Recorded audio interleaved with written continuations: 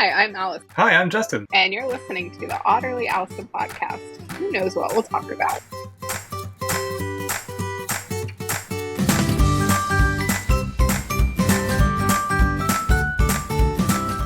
Stab at it. We're here. Episode 57. Yes! 57. 56 should be coming out this week, so. I had to make a call last week, an audible, for a sports reference. There was just so much going on. I was like, the podcast is going to have to wait. So. That's fine. You know I don't. Yeah. So I think if everybody watched the episode that's coming out this week, they're going to be eagerly awaiting Allison for the Blake Lively and Ryan Reynolds update. Well, let's see. Last week, we talked about the SNL skit, didn't we? Yes. Yeah. And what's his name? Kevin Costner's reaction. So apparently, they have tried. I'm trying to think what the new amendment was. They're saying that they have like key witnesses or whatever. But the complaint that the witness had was against somebody else on the movie set, not Justin Baldwin.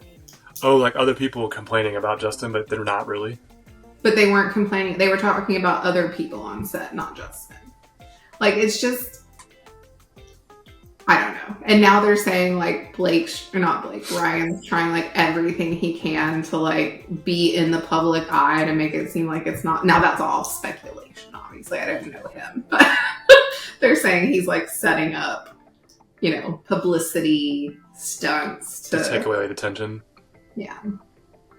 But apparently, I think she was adding something about, like, it was damaging her brands. Like, she has a hair care line and a booze line, maybe? Wow. Like alcohol.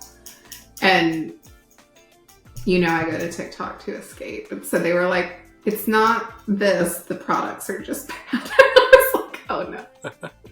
I always wondered, like, these celebrities are celebrities and they've got work to do and everything, but they do start, like, tequila lines or clothing lines. Yeah. I'm like, surely they delegate that and then just come in, like, creatively consult or something? Yeah. But I don't know. I'm not fortunate enough to do that yet. I'm not either, but I feel like I've seen a handful of episodes of, like, the Kardashians where they, like, tell them what they want, someone goes and, like, puts something together and then they iterate on it. Yeah, that makes more sense. Like, But if they have bad taste, then the product's not going to be that great. Yeah. And then I watched My Unorthodox Life on Netflix, and I was obsessed with the lady who's the CEO and the way she, like, came out with, like, she did, like, lingerie and, like, fashion type stuff, and it was kind of the same where she would, like, have these ideas and then iterate on them, like, collaboratively. But it was like, huh. Interesting. Yeah. Well, been all the news. I know they're trying. Oh, and Taylor Swift is getting deposed. About that? Because she was, like, cited in some of the text messages that she was one of Blake's dragons. What does that mean? Like, defending her? Oh, no, she said that. So Blake sent a message to Justin saying that she was like Khaleesi and Ryan and Taylor were her dragons. Like from Game of Thrones. I never saw Game of Thrones, but apparently... Sorry. Did you see Game of Thrones? Yeah, watched it all. She's saying she's the dragon lady and those are her dragons. And now I'm just waiting for there to be a song like Bitch, I'm Not Your Dragon or something. You have to hoot me out on that one. That is quite a statement to make, because, like, the dragons are used as weapons. So... I had to Google it, because I never saw Game of Thrones, but I was like... Yeah, I mean, what else do you use a dragon for? It's kind of big to maintain. Ride a dragon, maybe. To, like, get around. That's what they do. Yeah, they ride them. Yeah. They get on their backs. Yeah. I saw How to Train Your Dragon. Ooh, the movie's coming out soon. How to Train Your Dragon? Yeah. Live action movie. I don't know how I feel about that. I really liked the first one, though. I thought it was cute. I haven't seen it, but I've heard good things about it. It was good. Yeah, I enjoyed it. We watched Moana 2 over the weekend. I haven't seen Moana 1. Oh, it's so good. I've listened to the songs, because they'll have these short little songs on YouTube. Yeah. And I like to hear The Rock sing, so... Yeah, there's certain movies that and TV shows of Dexter's that I can tolerate. And I'm okay with Moana. I love Encanto. Oh, that's a good one, yes. I love Encanto. I could watch that over and over. Bruno cracks me up. And whenever they find him in the wall, that's like Dexter's favorite part. I like Bluey. Bluey's good. Since something happened, I don't watch Bluey anymore. It's never on the screen anymore. But that just made me sad. I don't do, he's into all the Avengers stuff, and I don't mind Black Panther. But it's a thing. Speaking of Dexter and speaking of shows, we started a new series on Netflix that's originally from Sci-Fi called Resident Alien. And I heard that's hilarious. It is absolutely hilarious. The concept is, we're already on season 2. The concept is an alien crash lands on Earth and takes over a guy's body, and then all the just shit that comes out of that, just the situational stuff. But what's so funny is there's one little boy on this show that first he's enemy. He can see the alien. No one else can see that it's an alien, but the little boy can. This kid is like little Dexter. I swear to you, and I haven't been exposed to a lot of Dexter, but he is like a little Dexter, just a little ham, and he's adorable. But yeah, the show is hilarious. I'll have to go. I'm still not up to speed on Traitors. Oh gosh. But I am finished with Love is Blind until Friday when the new episodes come out. How far behind are you on Traitors? I'm just on the 3rd episode. Oh god, episode 9 was last week.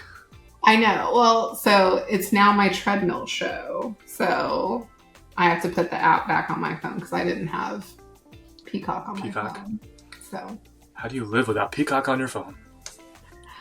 All I have on my phone is Netflix and Hulu, I think.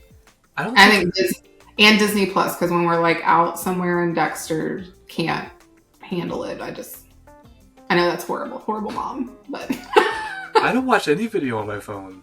Not really. I only do when I'm on the treadmill, and my new treadmill will have that. Its own screen, yeah. So interesting. Well, cool. My new Peloton, I'm so pumped. You guys can follow me on Peloton. Wait, now you'll have an official subscription, I guess. Before you had your... Well, I've already had one because I do the bike. I don't have the bike. I have the Bowflex bike, but I do the classes, and then I do the strength classes on there. So I already have a subscription. So it's just, I need a new treadmill, so treat chips. Good for you. You deserve it. I don't have a place to put a treadmill, and I like running outside, so... Yeah. I can't. My knees don't like it. But they're fine with the treadmill, which is weird. So. Well, the treadmill usually has a little bit of flex to it, unlike the pavement or... Yeah.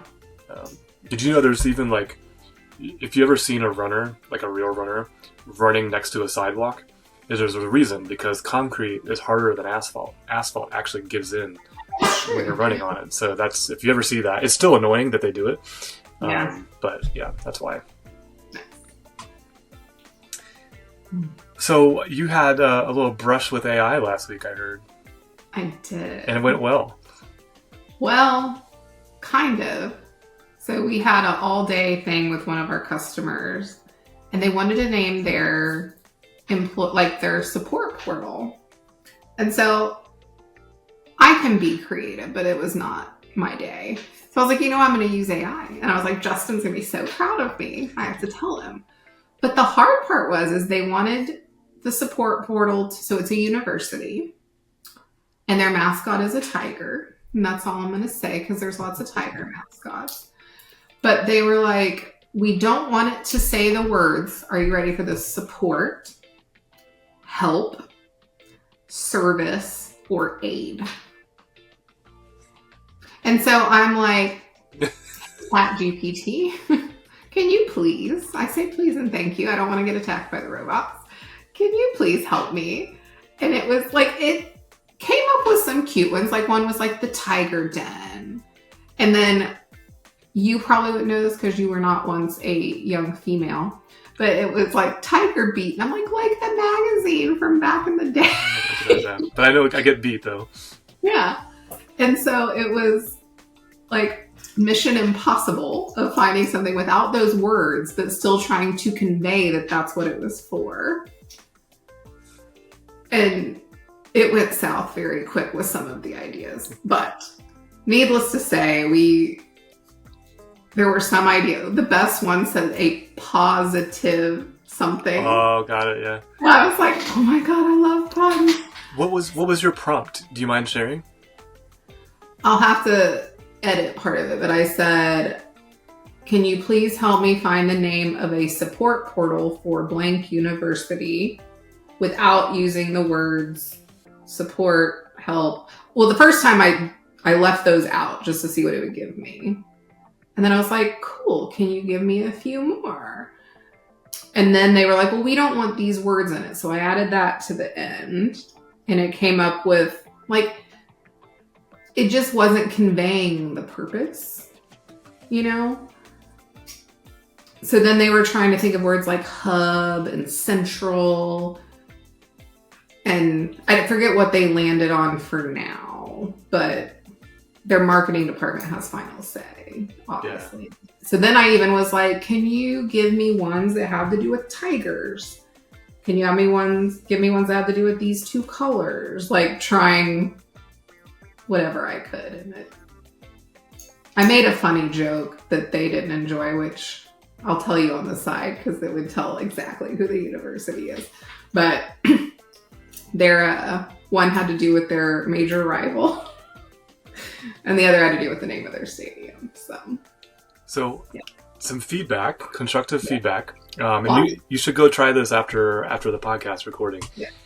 In the future, if you can structure your prompt to where you describe the role that you want the AI to take. So you could say, you're a world-class marketing firm that's been charged with working with X university, and they are in the middle of a ServiceNow implementation, and they want to name their portal, but they don't want to use certain words.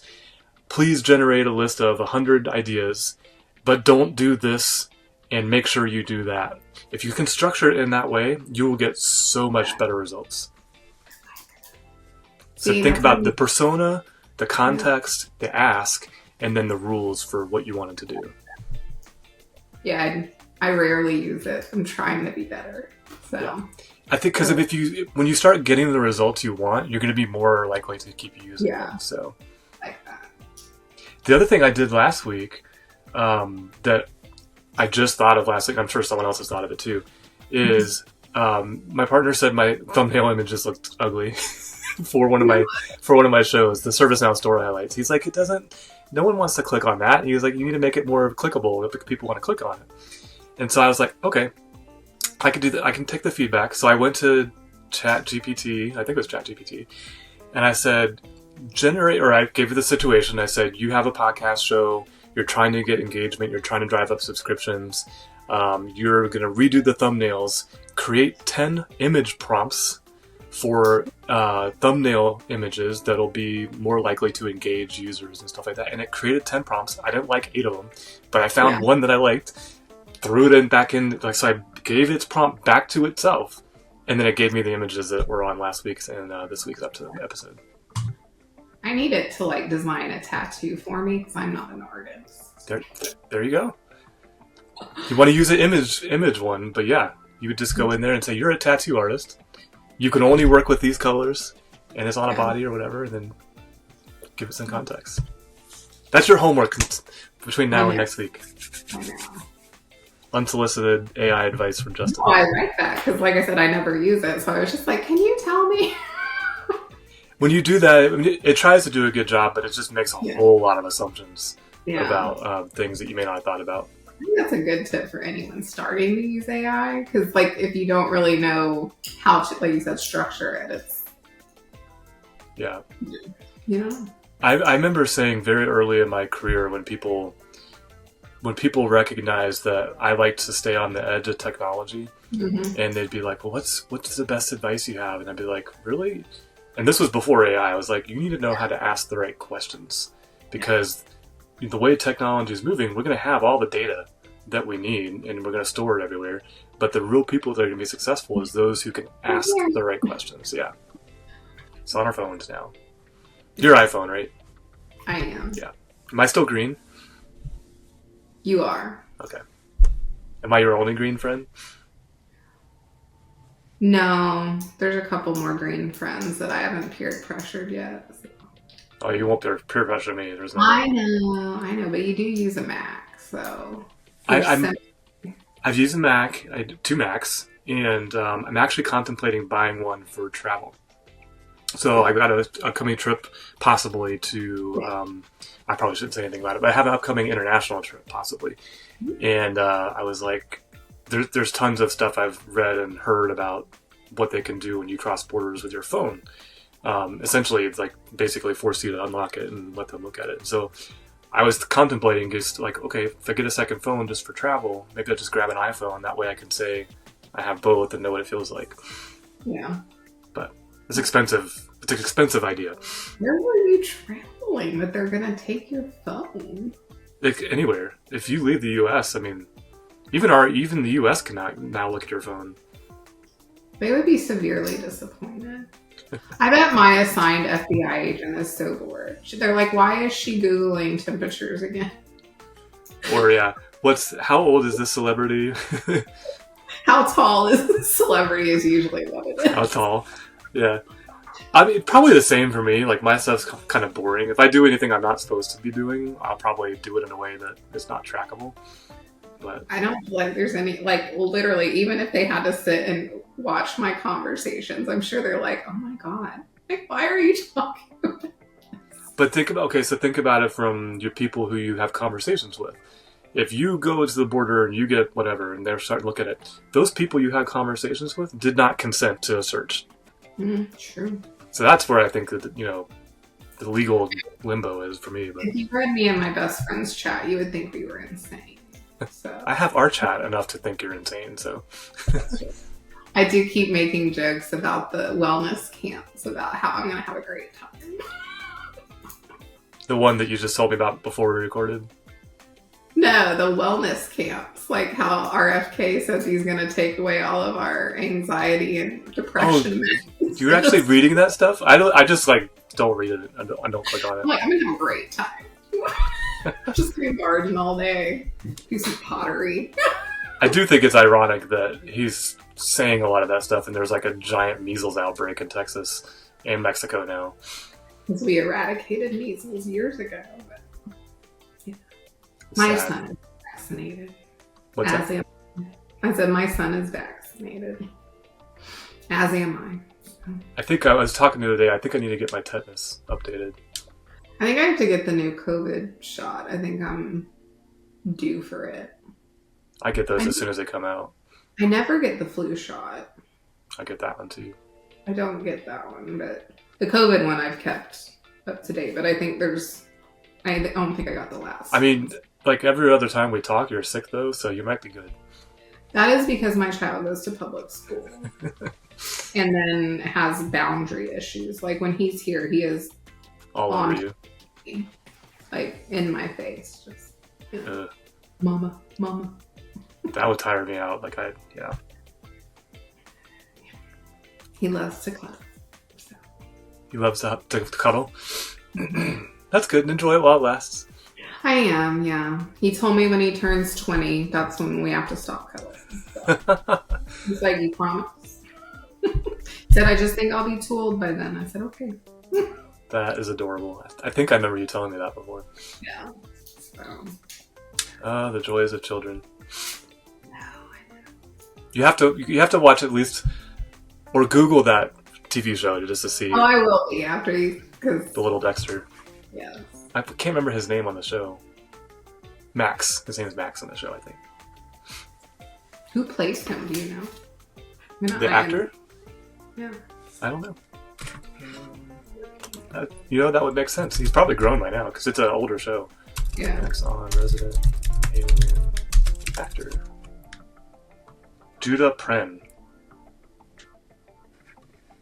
And let me see, find one. Yeah, this is the one that reminds me of Dexter right here. Yeah. He's got that Dexter look. Yes, he does. But now he's older, so there's some older pictures in here. Oh, there's one of them too, right there. The alien in him. And my son probably would see an alien. It's the concept of the show is kind of adorable, but the guy who plays the alien, I don't know where they found this guy. He's been on a bunch of stuff. He's hilarious. He's absolutely hilarious. Like, I forget his real name, but he's been on a lot of stuff. Alan Took. Yes. Yeah. So he was on A Knight's Tale with Heath Ledger like a million years ago. I think I've seen that. Yeah. Man, so much. Did you watch The Gorge yet? Not yet, because David said I actually probably wouldn't like it because it's very sci-fi, and I'm not a big sci-fi person. I disagree. Okay. It's more Walking Dead than it is sci-fi. Okay. If that makes sense. I'm trying not to spoil it, so. Yeah, no, you're fine. There's no zombies, but it's more in that style. Okay. We did start I Escaped My Cult. I love cult shows. I think I saw that and thought of you, actually. Yeah. I didn't see it, I just saw the little advertisement for it. Yeah, like each episode is on like a different cult. And I'm fascinated by cults. Because like I'm not dumb enough, but I'm nosy enough to like accidentally join one just because I want to like hear about it. Okay, this is my opinion. My opinion only, not Allison's. You are watching a national cult like happening right now. No, like, it's live in front of us. What did you say? That is also Allison's opinion. So. Okay. Yeah, So, we are aligned thinking, but I always feel bad for the people born into it because they just don't know any different, you know, like, and they're so brainwashed from so early on. Yeah. I mean, ServiceNow is kind of culty. Definitely. I'm drinking the Kool-Aid. I'm the MVP stuff and. Yeah. No. And future news I will share on a future podcast. Wait, say that one more time. Sorry. I said, in future news I will share on a future podcast. Oh, your good news. Yeah, that's gonna be a good announcement. I cannot share yet, and I'm excited. Are you? Have you done anything with Yokohama and your PDI yet? I have not, but we were invited to participate in a AI thing for Yokohama. Hama. I'm in Oklahoma. That's why it's confusing. Where we're getting like some advanced access to some of the AI stuff. Nice. The only caveat is we have to prepare at least one agent by knowledge, which is pretty cool. So I saw this morning, it was a real quick video, and I kind of went to the end, but he basically made a flow for an agent inside ServiceNow, and he added all the projects, all the status reports, all of the issues, and something else, and then did it in a way that you could just ask a question using a UI action about a project and be like, hey, is there any, what's the riskiest thing on the blah blah blah implementation, and it's supposed to spit back an answer based on all that stuff. It's a cool use case too. Yeah, I thought it was interesting, but what I was surprised about was there was scripting. Like, he moved into some screens and stuff, and I was like, oh, so there still is coding inside these little agents. It's not all drag and drop and magic happens. Well, that's always been Well, when I started, everything was coding, but like over the years, it's like they say low code, no code, but when you're really wanting to do the cool stuff, you gotta do some work. I think I mentioned this to you, the data filtration, I think, for one of our customers, mutual customers. And the fix for it, shout out to Jonathan, was a query business rule, which I'd never written one before. And the only way I could do what I needed to do is you got to write a script. Like, on the query, you have to actually write a script to do the logic in order for it to filter out what's coming back when someone looks at a list of records in ServiceNow. Yeah. So I learned something and was still like, yep, you still got to code. Yeah. So that was the only thing that ever, I don't want to say bugs me, but I think it sets the wrong expectation sometimes that everything they want to do, they don't have to code for. And it's like most simple things, yes.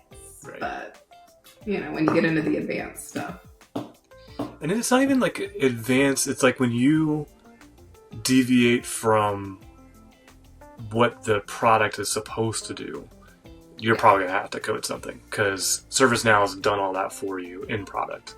I remember my first time I realized that most of ServiceNow's applications have client scripts.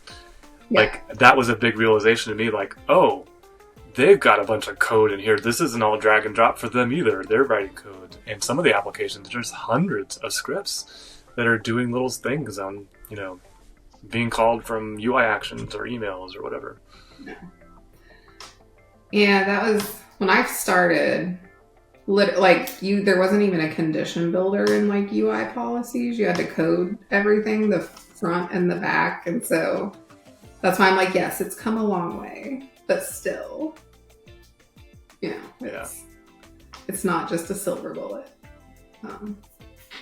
It'll be interesting to see whether these agents take the platform, because I think there's potential for them to take over everything in the platform, but even our jobs at some point.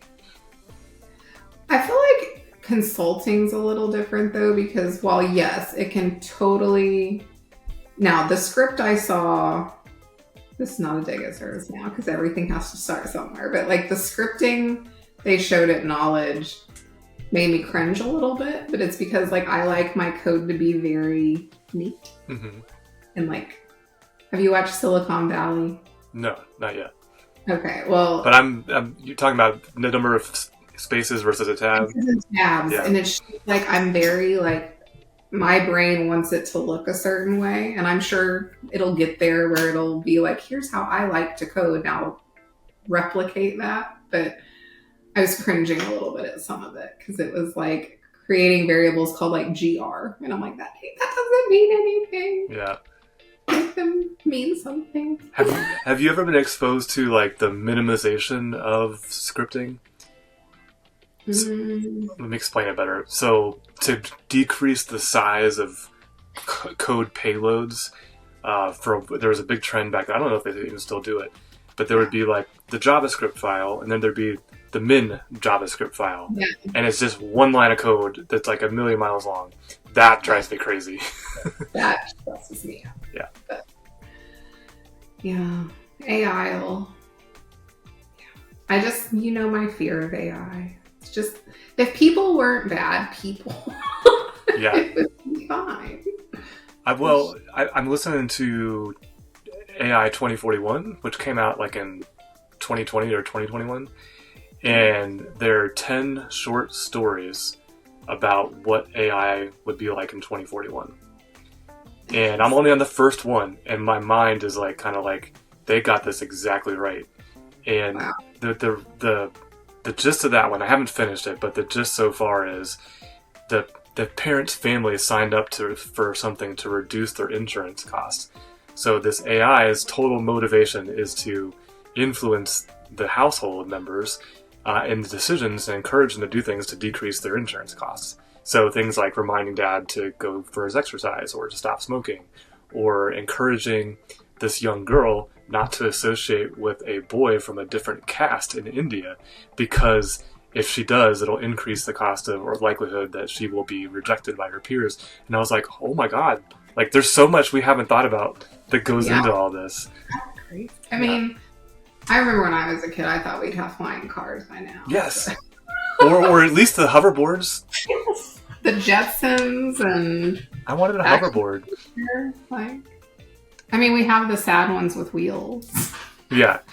I just had some people drive by me on an electric bike yesterday evening, going like over 30 miles an hour, no helmets. I'm like, I wouldn't do that on my bicycle. There was a sales guy who was selling like pest control or whatever, but he showed up on... I kept calling it a unicycle, and David's like, there's no seat, Allison. It's just one wheel he's standing on. I'm like, whatever. It's a unicycle. Oh, you're talking about the little wheel. Yeah. He stands on. Yeah. And I was like, why just drive your car? Like, you look dumb. Yeah. You also had no helmet on, but... I've seen people fall because they'll hit a crack in the sidewalk or something. I'm clumsy, so I would have not even been able to stand on it, let alone ride it down a road. Yeah. So, yeah. Probably good core exercise. It probably is, but I'm very, very clumsy. So. You should have been with me an hour ago as I ran around a lake that was full of mud on one side of the lake, and I was like, "Ah!" Try not to fall. Yeah, our whole yard from the snow's melted, and it's just wet everywhere because we had ice and snow, and it's currently 67 degrees today with a high of 72. 63 for us. I'm so excited. So I know. Are you gonna start planting? I'm gonna resist because we still got freezes coming, and I know March will still be full of freezes, and sometimes in April we'll get one. But I always get out there too early, and I know better. So well, I think we both have to go today, so it was a pleasure. Episode 57 in the books. Any final words? See you next week. All right, we'll see you next week. More AI stories to come. More. All right, take care. Yep.